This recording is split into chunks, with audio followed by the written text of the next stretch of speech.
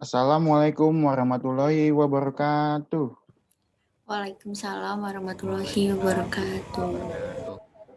Gimana kabar kalian semua? Pada sehat semua kan? Alhamdulillah, Pak. Alhamdulillah sehat. Alhamdulillah sehat, Pak. Masih pada semangat gak nih? Masih, Pak, masih. Ya, harus semangat dong.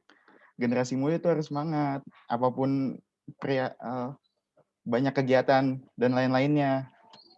Nah, alangkah baiknya ketika ingin memulai pembelajaran, sebaiknya kita berdoa menurut kepercayaan dan keyakinan masing-masing.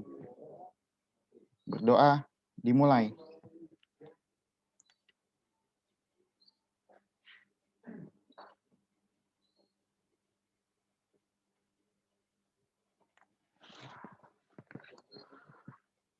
Ya, selesai. Izin Pak Ratno, apabila ada kata-kata pembuka, silakan Pak. Baik, terima kasih Mas Dimas. Assalamualaikum warahmatullahi wabarakatuh. Waalaikumsalam Selamat pagi, warahmatullahi wabarakatuh. anak-anak kelas 11 Jadi ada beberapa hal yang perlu Bapak sampaikan. Jadi nanti untuk persiapan PKB sampai hari ini Parno dapat kisi-kisinya dari Pak Su tadi yang membuat soal ya. Jadi nanti setelah Parno dapat soal, nanti baru bisa menyampaikan ke kalian. Terus yang berikutnya mohon kerjasamanya dengan Pak Dimas ya untuk besar ya. Silakan kalian menggali ilmu dari Pak Dimas ya. Kalian mengamalkan sebaik-baiknya. Jadi apa yang kalian tidak paham, silahkan kalian berdiskusi ya dengan Pak Dimas. Jadi sekali lagi mohon untuk para siswa mohon kerjasamanya ya, kalian untuk tertib, untuk tidak meninggalkan kegiatan museum ini. Baik, untuk siswa yang tidak hadir, ketua kelas ada berapa orang? Ketua kelas. Pak. Ya, Pak. Ya, berapa orang yang nggak hadir? Tadi sesi 1, sesi 2 nihil, Pak. Nah, terus sekarang yang belum bergabung?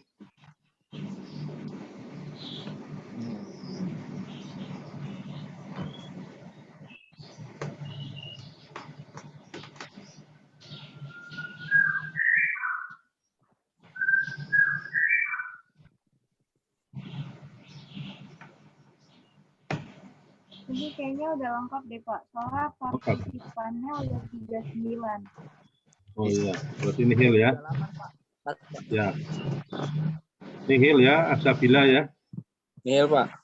Ya, baik. Terima kasih Pak Dimas. Silakan dilanjut. Saya off ya. Iya Pak, jadi, baik. silakan Pak Dimas lanjut. Ya, terima kasih Pak Ratno. Nah, bagaimana? Sudah kelihatan?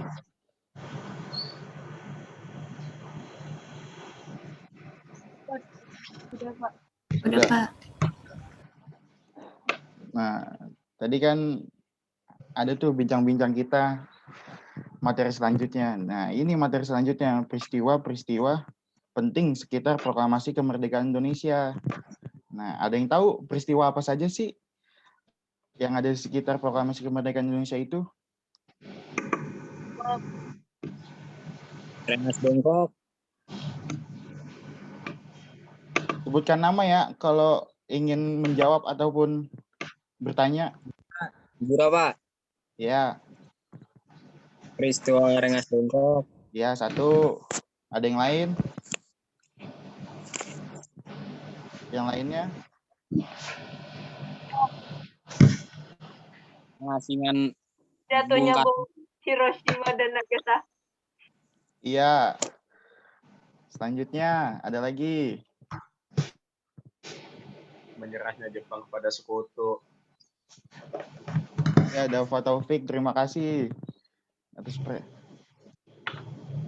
Nah, tadi kan udah banyak nih yang disebutkan oleh kalian semua. Nah, tadi emang benar sih banyak peristiwa tersebut. Pendahuluan, kita mulai ya materinya. Pendahuluannya. Persiapannya sudah dilakukan sejak 5 bulan sebelumnya, tepatnya pada 1 Maret 1945. Di tanggal ini dibentuk BPU PKI atau Badan Penyelidik Usaha-Usaha Persiapan Kemerdekaan Indonesia, atau dalam bahasa Jepang disebut Donkuritsu Jumbiko Sakai. Badan ini diresmikan pada 29 April 1945 dan diketuai oleh Dr. Rajiman Widyo Diningrat. Nah, bisa kalian lihat dari gambar tersebut.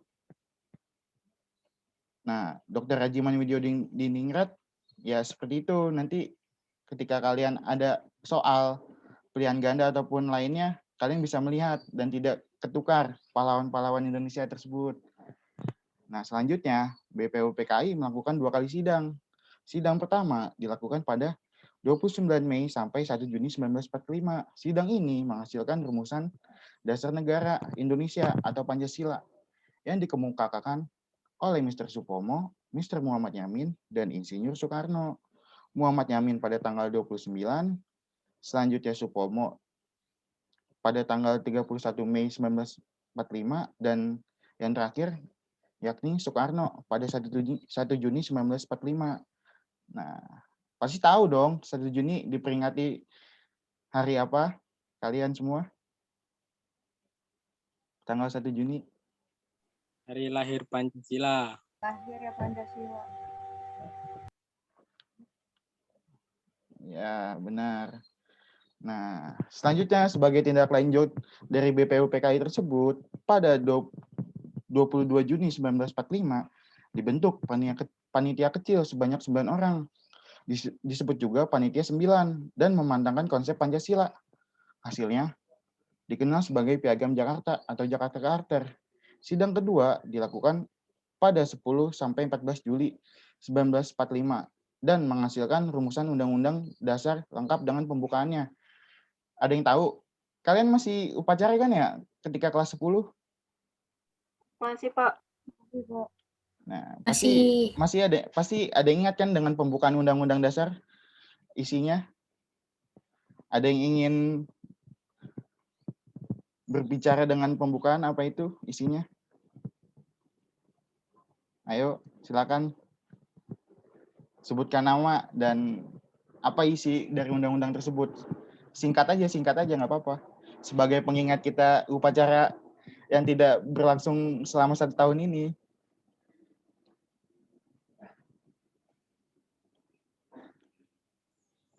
Pembukaan. Tuh clue-nya saya kasih tahu. Iya, silakan. Ada yang ingat? Pasti ingat dong. Ya, Pak. Kita mau coba. Ya, silakan. Singkat aja, tidak apa-apa. Pembukaan bahwa sungguhnya kemerdekaan itu ialah hak segala bangsa. Dan oleh sebab itu, maka penjajahan di atas dunia harus dihapuskan karena tidak sesuai dengan perkembangan dan peradilan. Dan perjuangan pergerakan kemerdekaan Indonesia telah sampailah kepada saat yang berbahagia dengan selamat sentosa mengantarkan rakyat Indonesia ke depan pintu gerbang kemerdekaan Indonesia yang merdeka, bersatu, berdaulat, adil, dan makmur. Ya, terima kasih. Walaupun ada sedikit-sedikit yang kagok, nggak apa-apa. Ya, tadi sudah ada kan tidak berperi kemanusiaan dan peri keadilan. Kalian bisa ngelihat ketika materi minggu yang lalu, perang melawan tirani Jepang tersebut, bagaimana Romusa ataupun Kempeta itu, ya panitia 9 tersebut ya merasakan bagaimana nasib bangsanya tersebut. Jadi dibentuklah dalam sidang tersebut dalam rumusan Undang-Undang Dasar lengkapnya. Selanjutnya,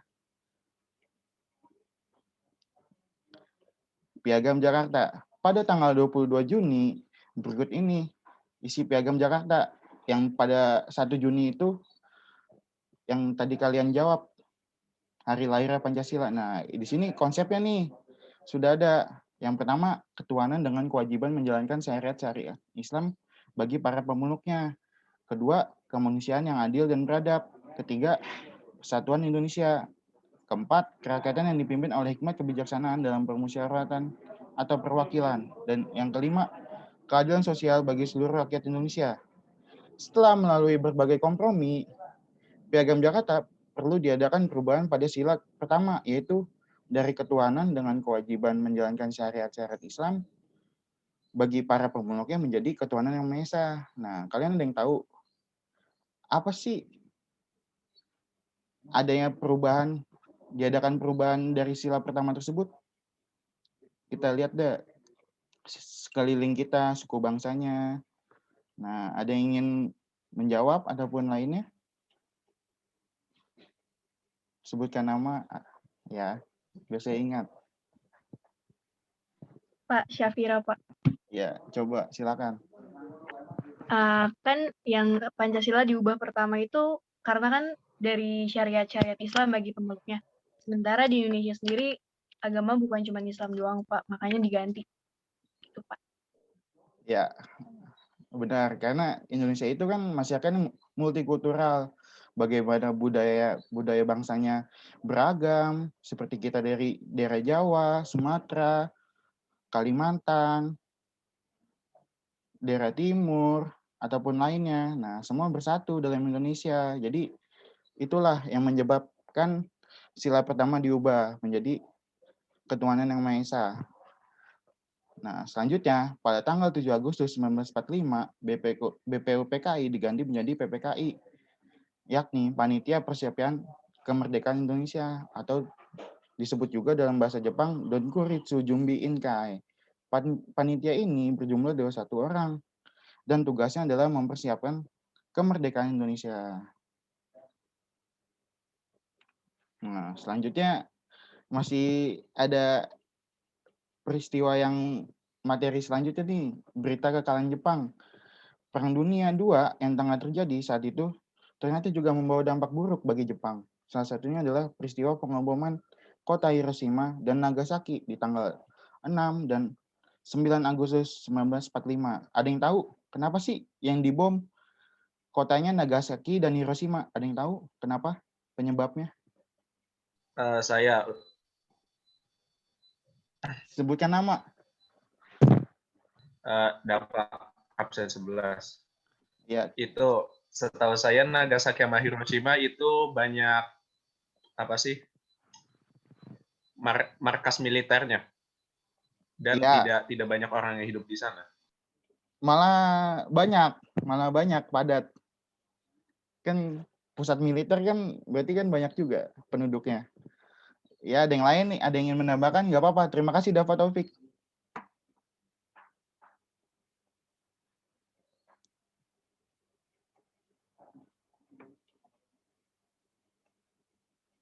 Ayo, ada yang ingin mencoba menjawab?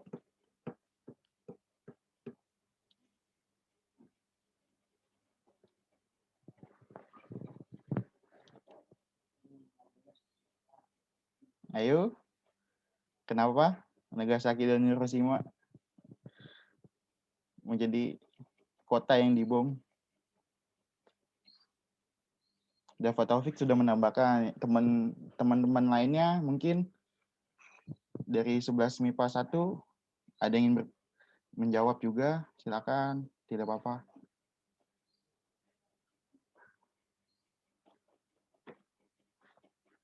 Tidak ada nih. Ya udah, tadi kan Dafa Taufik sudah menambahkan pusat militer. Yang kedua tadi juga ada juga ketika pusat militer itu jadi padat penduduknya, dan selanjutnya itu pusat industri juga, tempat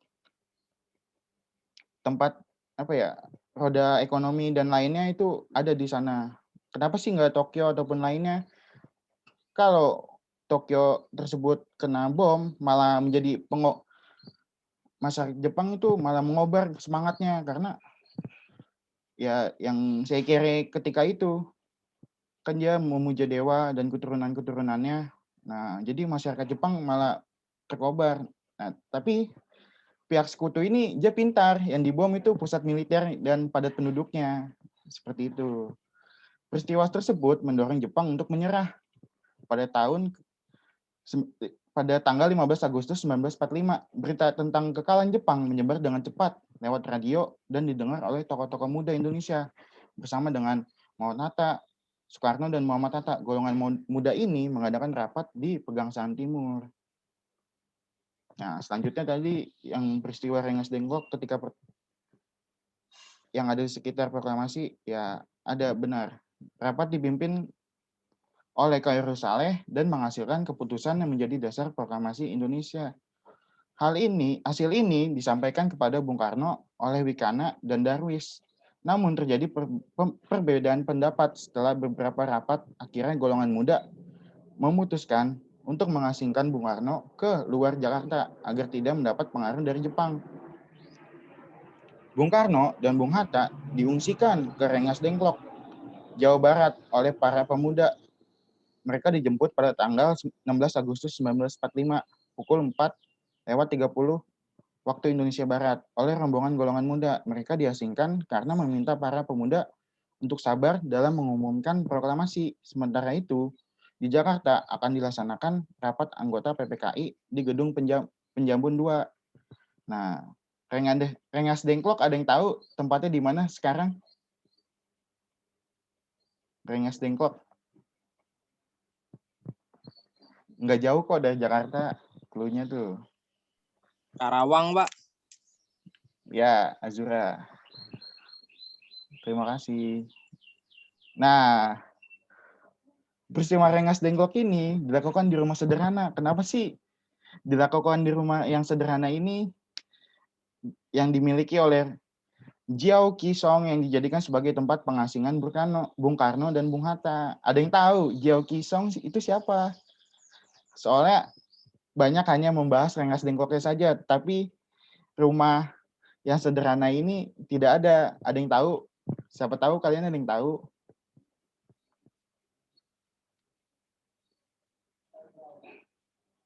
Ayo.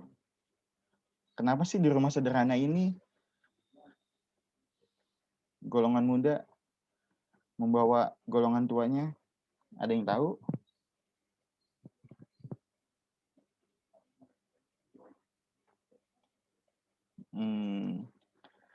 Ya nanti jadi tugas kalian dah. Kalian cari tahu ya. Perumusan naskah proklamasi. Nah, selanjutnya sudah masa perumusan naskah proklamasi nih. Dari Rengas Dengklok, rombongan tiba kembali di Jakarta. Setelah itu, Soekarno-Hatta ke rumah Laksamana Tadashi Maeda sesuai dengan usulan Ahmad Subarjo. Walaupun orang Jepang, Laksamana ini memiliki kedekatan dengan tokoh-tokoh Indonesia dan memberi jaminan keselamatan. Nah, kalian bisa lihat nih. Ini Soekarno-Hatta dan ke rumah Laksamana Tadashi Maeda untuk meminta izin ke Mayor Jenderal Nishimura. Tapi sayangnya tidak ada kesepakatan dalam pertemuan tersebut karena Jepang yang sudah menyerah kepada sekutu. Sehingga mereka tidak dibolehkan untuk mengubah keadaan politik di Indonesia sampai kedatangan sekutu. Akhirnya Soekarno-Hatta memutuskan untuk melanjutkan pembuatan naskah proklamasi. Nah, kalian pernah ke museum kan? Apa belum? Pernah. Pak. Nah, ada yang tahu ini museum di mana?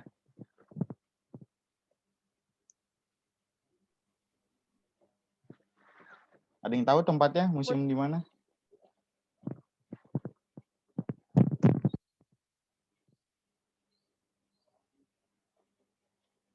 Ada yang tahu?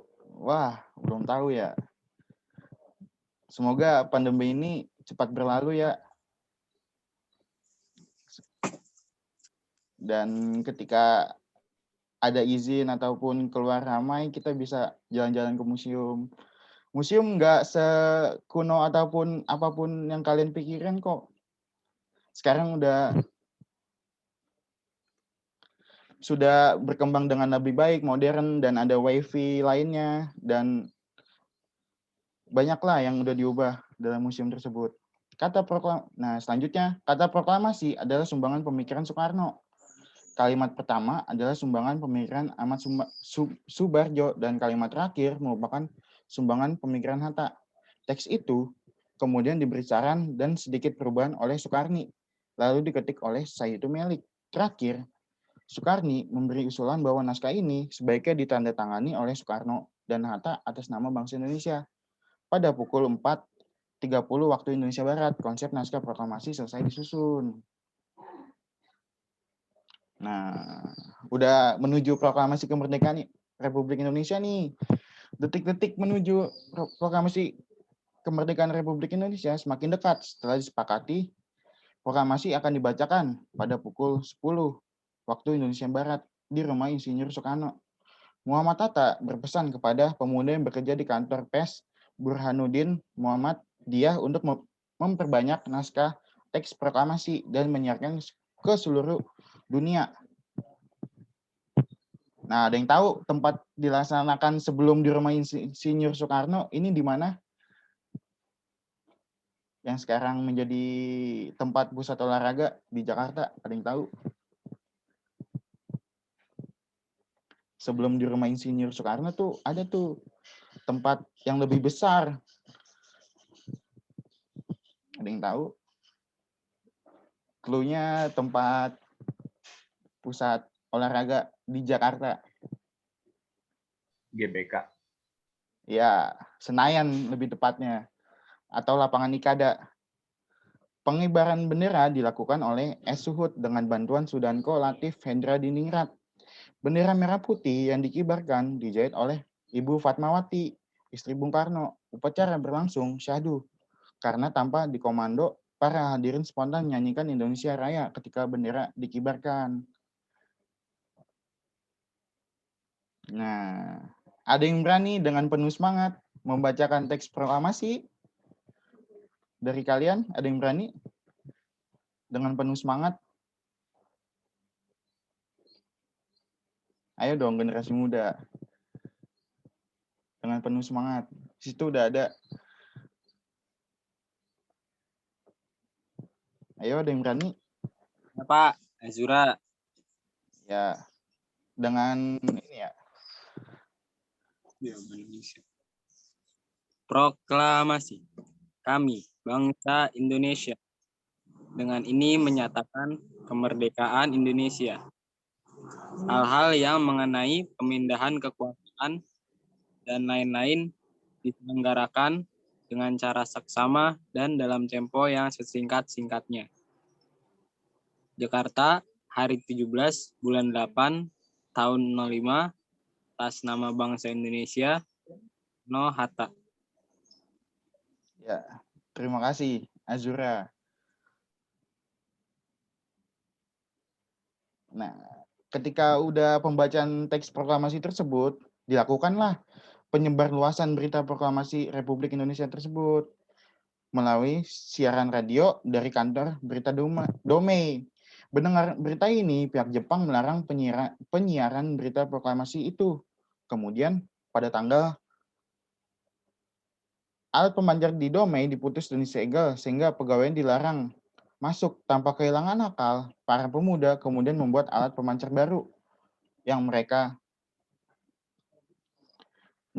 gunakan dari kantor berita Domei dan dibawa ke Menteng, dan berita tersebut segera disiarkan ke seluruh Indonesia. Selain dari radio, penyebaran berita proklamasi dilakukan lewat pers dan surat selebaran.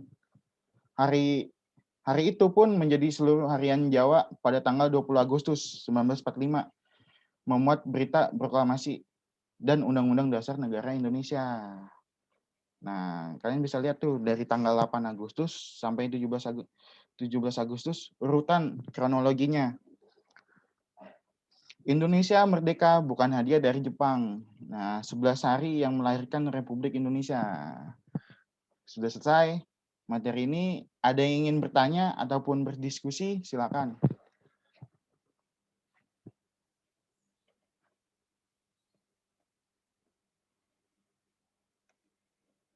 Ayo silakan yang ingin bertanya ataupun berdiskusi tentang materi itu. Mau nanya Pak, Iya, Azura. proklamasi disiarkannya lewat radio Pak, sama lewat surat-surat kabar. Nah kan di daerah-daerah yang dari Jakarta, ya Papua, Sulawesi, terus Kalimantan, sono kan ini Pak, apa namanya? Mungkin ada yang nggak punya radio, terus belum tersentuh sama teknologi kayak di Jakarta. Surat kabar nggak nyampe ke sana tuh, taunya kita merdeka itu gimana Pak? Itu tadi beberapa hari dari kemerdekaan suratnya nyampai, tetapi terlambat. Tadi ada tuh yang tanggal 20 Agustus. Jadi semua ya ketika itu masih bisa, tetapi hanya golongan orang-orang tertentu yang bisa mendengarkan, tetapi mereka tetap menyebarkan kepada masyarakat Indonesia lainnya. Ya walaupun dari 17 Agustus ke tanggal 20 dan lainnya ya kan cukup lama juga ya proses lah ketika kita ngirim. Ya maklum lah ketika itu masih susah ataupun masih dari pihak Jepang lainnya. Nah, ada yang ingin bertanya lagi? Soalnya di Zoom ini kita sangat ringkas waktunya karena dibatasi. Apa kalian sudah paham?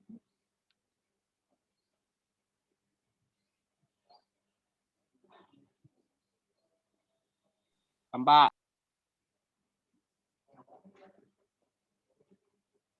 Jadi siap mengerjakan tugas ya. Tetap semangat kan mengerjakan tugasnya. Biar kalian bisa menganalisis peristiwa-peristiwa sekitar proklamasi ini dengan berbagai sumber. Kalian cari lah. Karena analisis ini ketika kalian kuliah sangat penting untuk tugas ataupun lainnya. Dari sekarang kita belajarlah untuk menganalisis dan dari berbagai sumber agar kalian bisa mendapat sumber-sumber ataupun pandangan-pandangan lainnya. Tidak hanya dari satu pandangan lain, hanya satu pandangan saja. Sudah paham semua? Berarti kita akan ke Google Classroom ya. Nanti saya kasih linknya.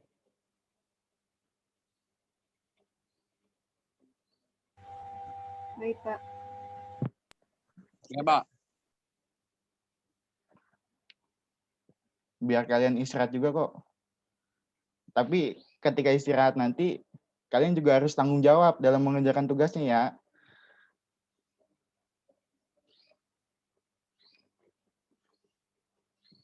Ya udah, cukup sekian. Terima kasih untuk yang sudah berdiskusi hari ini. Dan semoga ilmu yang didapat menjadi manfaat bagi kita semuanya. Untuk kalian semuanya dan untuk Bapak juga.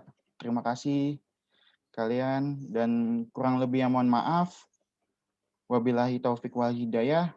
Wassalamualaikum warahmatullahi wabarakatuh. Tetap semangat dan tugas dan kewajiban lainnya tetap dikerjakan dan jaga kesehatan selalu ya. Terima kasih. 11 MIPA 1. Terima kasih Pak. Sampai ketemu. Terima kasih, Pak. Terima kasih, Pak. Terima kasih, Pak. Terima kasih, Pak. Dadah.